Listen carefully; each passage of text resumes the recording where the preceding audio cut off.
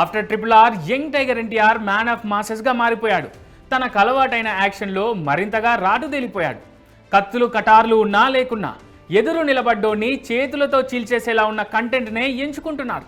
ఇప్పటికే దేవర సినిమాతో సంద్రాన్ని ఎరుపెక్కించిన ఈ హీరో దేవర 2తో పాటే ప్రశాంత్ నీల్ సినిమాలోనూ అదే రేంజ్ యాక్షన్తో బ్లేడ్ ఫ్లడ్ సృష్టించబోతున్నాడు. అందుకోసమే అన్నట్టు ప్రశాంత్ నీల్ సినిమా కోసం రావణ రాజ్యంలో అడుగు పెట్టబోతున్నాడట మన ఎన్టీఆర్.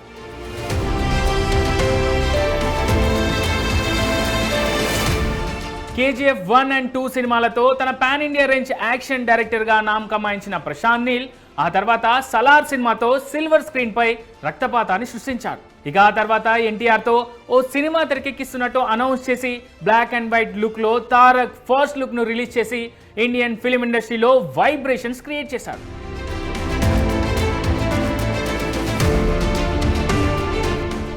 ఇక ఈ వైబ్రేషన్స్ కంటిన్యూ అయ్యేలా ఎన్టీఆర్ నీల్ సినిమా పేరు డ్రాగన్ అనే టాక్ టాలీవుడ్ నుంచి బయటికి వచ్చింది. వీరి కాంబోలో వస్తున్న సినిమాలో ఏ రేంజ్లో యాక్షన్ ఉండబోతుందో అందరికీ అర్థమయ్యేలా చేసింది.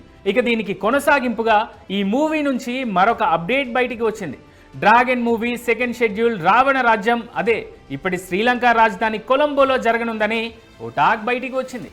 నిజానికి ఇప్పటికే రామోజీ ఫిలిం సిటీలో స్టార్ట్ అయిన ఈ మూవీ షూట్లో ఎన్టీఆర్ పాల్గొనలేదట.